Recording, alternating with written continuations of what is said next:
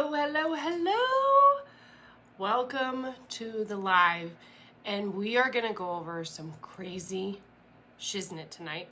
So I hope you have your seatbelt buckled, got your water in hand or your protein shake like I do, and let's get into it. First, if you're new here, my name is Renee Paulson. I am a sugar detox coach, but also a recovering sugar addict. And it is my passion to help other women get healthy, maintain their health, figure out how to break free from food and sugar addiction, and really just be the badass warrior woman that you were born to be. So now we're all introduced. I feel like I have something on my glasses. They're very dirty with this light. I'm very sorry. But tonight I really want to go and talk about food companies and something called the Cheeseburger Bill. Now, if you are unaware of what the Cheeseburger Bill is, I'm going to give you a little backstory and then I'm going to tell you what the Cheeseburger Bill is. So stay tuned. Also, if you do know what the Cheeseburger Bill is, like, type in the comments. I'm here. I know what the Cheeseburger Bill is. And if not, for real, stay tuned. And I hope that you're sitting down for this. A little bit of backstory. We're talking about food companies, and I did a post the other day saying that Capri Sun is actually owned by Philip Morris, which if you don't know is Big Tobacco, aka Big Tobacco, right? They were the company back in the day, back in the 80s, that was sued for, cigarettes being addictive and blah, blah, blah, blah, blah. So they ended up obviously losing lawsuits, and they had to put a warning on all of their cigarettes and, things like that. So I think actually I pulled it up because I have a whole bunch of actual statistic information for you. Let me see. I'm trying to figure out. Because Philip Morris, when they were sued back in the day, actually had to pay $3 billion in punitive damage for Richard Boken, $6 million in compensatory damage. Now, again, I'm not 100% sure if they had to do other cases, but this was the one that I pulled up because this was the gentleman that said that their cigarettes caused his wife's cancer and ultimate death, obviously. So when Big Tobacco got sued, they denied for a long time that cigarettes were addictive. And they had to do, there were studies and studies and studies, and then there were studies on the other side that were actually funded by Big Tobacco saying that cigarettes are not addictive. And now we're all smart to their game and we know that they're addictive. So, the cat's out of the bag. The thing that people don't realize is that back in the 80s, while of course Philip Morris was in this whole big, shenanigans of trouble with their cigarettes, is that they were slowly starting to buy food companies. And they actually acquired Kraft. I believe it was like in 1988. So I want to go through all of the companies that Philip Morris actually owns. Now, they did change their name to its Altria Group, but that is Philip Morris. That's Big Tobacco, pretty much. They sell Marlboro, things like that. Other things that they have, they have Marlboro Parliament cigarettes. I'm not sure if they have any other brand of cigarettes. Virginia Slim, excuse me. I have my computer. I got facts and facts and facts here for you. I'm ready. Marlboro Parliament Virginia Slims. Also things that the companies that they own, besides Kraft and Heinz, Oscar Mayer, Ore-Ida, Kraft Macaroni and Cheese, Classico Pasta Sauce, Velveeta, Smart Ones, ABC, but I'm not sure what that is, Capri Sun, Waddies, I'm not sure what that is either. If you know what those brands are, type it in the comments because I'm not sure for sure. Kool-Aid, Weight Watchers, Weight Watchers, Jell-O, Philadelphia Cream Cheese, Golden Circle, Lunchables, Pudliski, again, don't know what that is, Maxwell House, Grey Poupon, Cracker Barrel, I think the Cracker Barrel cheese, like that, not like the Cracker Barrel restaurant. Caro, they have certain products that are staples, like Ritz crackers, Oreos, obviously Oscar Mayer wieners, all of those types of things. And what's interesting is that in the 80s, really food started to change. And that's when, even if you go back and watch movies from the 60s and 70s, maybe early 80s, there's really not a lot of like heavier people or overweight, obese people in those shows or movies or things like that. Because in the 80s is when food really started to shift and change. And it became very seedy. Like, it's a very seedy industry. The darker, like the deeper that you dive into the food industry, like the more like darker it gets. It's just like, oh my God, really? Like, I didn't know all these things. So be prepared, because it's like holy shenanigans. So back in the 80s, food really started to change. They started adding more and more sugar, more and more fake sugars, you know, coming out with all of these things. And as Americans, our waistline started to grow. And so then they, of course, acquired things like food companies. Really own, a lot of them own, like Jenny Craig, pretty much any, like the big diet things that food company owns. Weight Watchers, Jenny Craig, Atkins, things like that. So not only are they creating the problem, and, you know, it comes to the point where, is it intentional? Is the intent there to harm? Because as we know, and as food companies are fighting right now, is that sugar and processed foods are highly addictive. They're highly palatable. Our brain lights up exactly like that. And it's also part of our biology. Like, you know, our biology in makeup has not caught up to the fact that we could go to the grocery store or the drive-through anytime that we want to and pretty much get a high salt, high fat, high sugar content meal that is going to light up our brains all over the place. You know, our bodies are still back at like caveman time. We're like, yes, me need sugar and I need to eat it all now, and all the fat and all the salt, and my body needs to pack it all on because I'm not sure when that food is coming again. So our bodies are biologically built that way. And at this point, food companies are taking advantage of that. They're taking advantage of that biology, and they're taking advantage of the fact that they know that these foods are highly palatable. I mean, there's a term in the food industry called, especially the processed food industry, let me clarify, called the bliss point. And the bliss point basically is the point that they want to get food, meaning the mouthfeel, the sugar content, the salt, the fat content, all those things. They want to get your brain to the point of bliss, where the bliss point is something where your brain is lighting up, almost as if maybe you're having the big O or things like that, that lights up your brain. You are in total bliss. Your brain is at its bliss point.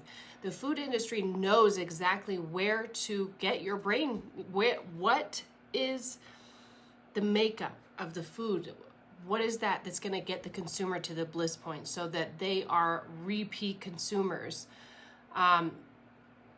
It's pretty much exactly the same playbook as they did with cigarettes. It's highly addictive. We're also now at the point where we're denying that it's addictive. And there's people on both sides of the fence. But if you don't know anything about food or sugar addiction, talk to a food or sugar addict or a recovering food and sugar addict. I would be a perfect example, because I have no problem at this point now in my recovery laying bare all of that, like the dirty, dark secrets of my previous eating habits, or how I used to think about food constantly, and how it used to really just consume my life on a constant basis. So it's not that, oh yeah, I'm a foodie, I really like food. It is a constant nagging thought. Like, it's the first thought when you wake up in the morning, and it's the last thought when you go to sleep at night. And I think only someone who really struggles with that can understand. And even if you're not a hardcore sugar addict, the fact is, you know, when I'm now shooting sugar videos to show how much added sugar is in normal everyday products. So it's not the fact that maybe you have a treat, it's the fact that there's so much added sugar in everything. So then it's like a perfect breeding ground for a food and sugar addict, because sugar is it's 10 times more addictive than cocaine. It lights up your brain. If it's highly addictive and you're adding that to pretty much everything. I mean, I drive by Dutch Brothers every day, And I've never seen Dutch Brothers line empty at any time of day. It doesn't matter. And they're selling these huge coffees that have 100 grams of sugar, which is 4 times the amount that we're supposed to have on a normal basis. So when you have those things regularly and constantly, your body just starts to expect it. Your body actually turns to make things less sweet. So then you need more of that substance in order to get the same high, whether, for lack of a better word. So your body starts to go through big changes. And so the food companies now it's always been, well, it's the consumer's fault. But that's really not 100% true. That's what they want you to believe, and that's what we've been led to believe, especially by the health and fitness industry. Well, you just need to go on a diet, and you just should eat less, and, you should not do that. And yeah, everybody knows what they should do. I don't think that everybody's like, well, I'm going to eat McDonald's every day, and it's going to make me healthy. I don't think that that's what people think at all. I think that it's a perfect breeding ground for food addiction, along with our biology, and food companies are taking advantage of us by making these products the way that they are, and not being honest with the public about how addictive it is and how detrimental it is to your health. Not just your physical health, but even your mental health. We're talking sugar addiction and food addiction one of the leading causes of depression and anxiety, mood disorders, rage, anger. Those are the things that people never think about. You just think about maybe your waistline is expanding and you don't feel like getting up to work out, but it's because you're depressed. And you know what I mean? It just is like a dirty cycle that we're all in. And it's so sad and frustrating when, we're not taught these things, or we have a company that maybe we've trusted for, most of our lives, and it's not true. A big one is McDonald's. When we turn to food, our childhood food memories are so embedded into us. So when you have a company that really targets kids, and has the Happy Meals and has the toys, you are creating a consumer for life, because you're preying on that person's memories and emotions and feelings to get them to do something that you want. And that's something that I think if more people really realize that, maybe they would take a little bit of a closer look. I know that one of the things that really helped me when I discovered I was a sugar addict and I started looking into a sugar and food addict, I started looking into food companies and how this was happening. It made me really angry. I don't like to be bossed.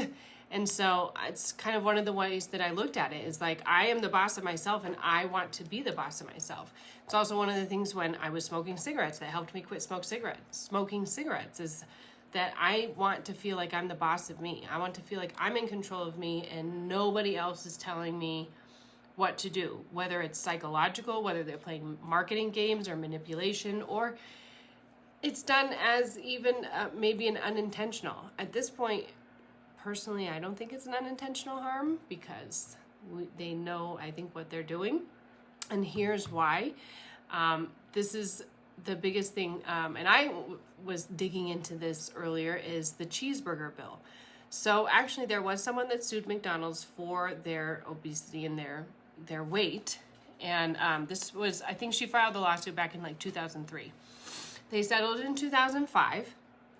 The lady got like $7,500. It's something ridiculous. And McDonald's ended up having to pay, I think it was like a total of around like $8.5 million. Hold on, let me see if I can find it. They had, they paid her, and then they had to they also donated money to the American Heart Association. And this was all about trans fat. So it was all like focused on just trans fat, I think, in that lawsuit. However, the food companies and the lobbyists and everything, they all got together while this lawsuit was going on, and they came up with this legislature, this bill that passed, and it's nicknamed the Cheeseburger Bill, but it's a bill that was passed basically stating that consumers cannot sue food companies for their weight. Now, this is interesting because most of the food companies that were involved in that are somehow closely linked to Philip Morris, the tobacco company that was sued back in the 80s. So they have the same playbook, and they're doing the same exact playbook with food that they did with cigarettes, even marketing to children, because cigarettes were marketed to children, all of those things, except they learned from their mistakes. They learned and they passed legislature so that they can't be sued for people's, weight gain. Now, whether you agree with that or not, I'd love to hear from you. I have my own thoughts. I'm not saying that you should be able to sue a company for your weight gain. However, I do think that these food companies need to be held accountable, because it's not just weight gain. You're talking about like diabetes, type 2 diabetes. You're talking about heart disease. You're talking about strokes and heart attacks and Alzheimer's and dementia and depression and anxiety and ADHD and mood disorders and rage. And the list goes on and on. So where do we go from here? How do we get back to some form of normal? Is the food industry, has it gone so far that it's beyond help?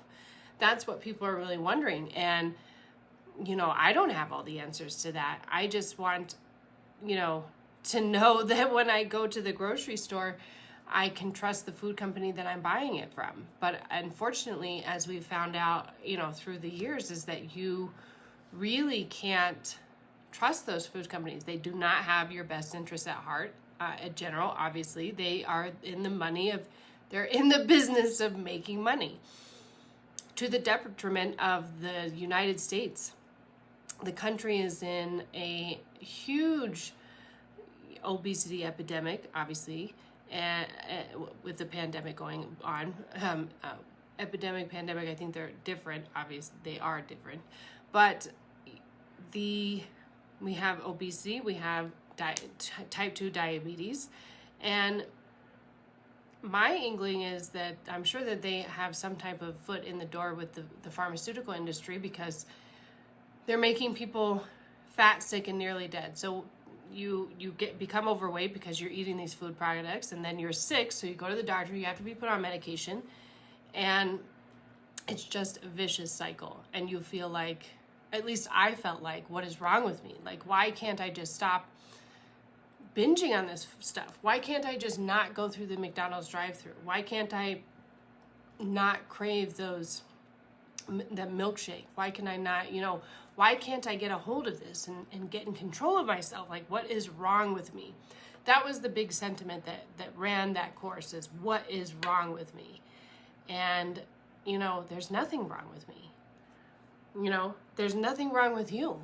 We are being fed food that is killing us, and we're being told lies that are killing us, and even if we're not being told lies, we're not being told the truth. And the hard truth is that the food that they're making is highly addictive, highly palatable. It is sold and marketed to you as a ploy to get you to be a repeat customer no matter what. Doesn't even matter to them if that means you're addicted and you're sitting there eating that food while you're crying, wishing that you would just stop eating, and you can't. There's actually this biological system in your body called eating-induced eating. And I see this happen a lot when clients really try and strike out and do like a big diet change on their own and have really no support and no accountability partner.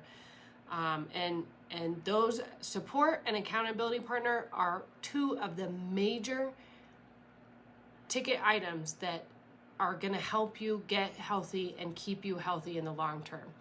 if that means weight loss, if that means getting off medications that you're on, like high blood pressure medication, diabetes medication, cholesterol medication, you have got to have an accountability partner. And if you don't have a good accountability partner, then it might be time to invest in a coach or an accountability coach, maybe a sugar detox coach. But those people are there to help you stay accountable, because it is hella hard to try and like do this on your own. It's nearly impossible. It's nowadays with everything that's out, like even driving down the street could trigger your brain. I want to get back to eating induced eating. That's what I see a lot of what happens when people try and strike out on their own, because you have this biological system in your body that after you deprive your body or you cut back calories for a certain amount of time, after 24 hours, your body actually starts to do biological changes. Food will start to look better, smell better, taste better, sound better. Those are all things your body's going, I want to eat it, I want to eat it, I want to eat it. And then after a few days, there's something called eating-induced eating, where you say, okay, I'm going to have a little bit of this item. And then you start eating that item and you just can't stop. You just eat and you're like, oh my God, I just ate this whole pan of brownies. No judgment, because I've definitely been there. I have sat there and cried, and then you just cry and you're like, I used to feel like I was just sick with myself. And, when you try and strike out and do it on your own and you restrict that much and you don't have the support and you don't have a good accountability partner and you don't know the monster that you're dealing with, it makes it nearly impossible. So the number one thing I would tell people when they ask me, like, what's the number one tip that you would say to get healthy or to change my diet or to change my habits, or, I want to lose weight, I want to feel better, I want to come off medication, is to get yourself a really good accountability partner. And if you don't have one, then again, it's probably time to invest in an accountability coach. And those are the types of things that, sometimes you really get what you pay for. I would say do your research, but, if you want your friend Sally to do it, that's great. Make sure Sally is like a hardcore, you're going to show up for her, she's going to show up for you, and that's how you're going to go into it. And Sally's not like the, oh yeah, sweetheart, I know you had a hard day, so go ahead and eat that ice cream cone. That's probably not your best accountability partner. So make sure that your friend Sally is kind of like a hard ass a little bit, because that's what a good accountability partner is there for. And also, to try and cut out everything and to cut out treats really ends up leading to binging. So I'm not telling you don't ever have a treat. Don't ever eat an Oreo from they're owned by this and it's all bad, and that's definitely not the takeaway that I want you to have. I do want you to have knowledge, though. Knowledge is power. So when you're going through the grocery store shelves, you can use that knowledge to maybe get one thing and not the other, or swap it out. I did today a dupe for my Starbucks Frappuccino. I did a dupe for the coffee that I love that doesn't require any sugar, which I thought that would never happen in my lifetime, but I stand corrected. So just make sure that you know the monster that you're looking at. That's going to help you so much. And a good accountability partner and support is really key to helping yourself. And, support can be hard to find sometimes, especially if you live in a family with other food and sugar addicts. Then support is really difficult to find sometimes. If that's the case, I do invite you. You can come join my private Facebook group, #WarriorTribe. I will actually link the group in the comments. And that is for women that are like ready to get healthy. They really want the support. They're looking for a community that's going to be there. We swap recipes. I actually, starting next week, am going to be doing exclusive lives in that group, giving some of my best tips, tools, tricks, especially mindset hacks next week. That's what we're going to be talking about. So I hope that you will definitely join me there. If not, that's okay, boo. I don't take it personal. You do you, boo-boo. I love you so much. I know you're doing a great job. Even if you feel like sometimes you're messing it up, that's all of us. So don't even stress about it. I hope that you found this information useful. If you did, I invite you to please share or tag a friend in this that would find this information as useful as you did. And other than that, knowledge is power. Use it wisely. Pass it on just to share the love. And I will see you later. I hope you have a great night. Bye-bye.